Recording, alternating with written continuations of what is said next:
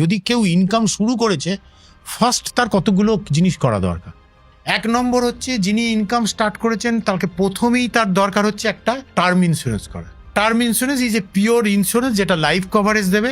ওই জেট কভারেজটা নিচ্ছি, ধরুন আমি 1 কোটি টাকার কভারেজ নিয়েছি, তাহলে কাল যদি আমার ডেথ হয়ে যায় আমি 1 কোটি টাকা ওই ফ্যামিলিতে যাবে।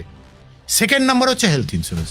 ওয়েলদি পিপলকে পুয়ার করে দিতে পারে একটা হেলথ ইন্স্যুরেন্স না থাকাটা।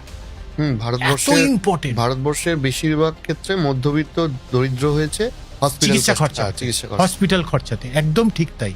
তারপরে দরকার একজন ইনকাম শুরু করছে যখন, তার একটা পার্সোনাল অ্যাক্সিডেন্ট পলিসি, খুব কম প্রিমিয়াম, প্রত্যেকে করতে পারেন।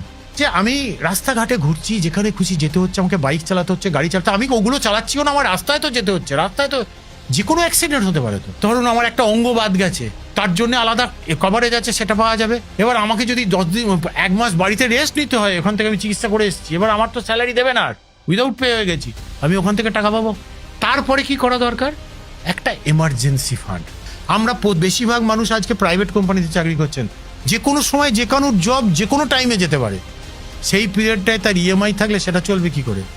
তার বাচ্চার স্কুলের মাইনেটা চলবে কি করে? সংসারটা চলবে কি করে? ফ্যামিলি ক্রাইসিস হতে দেখেছি আমি এইগুলো থেকে।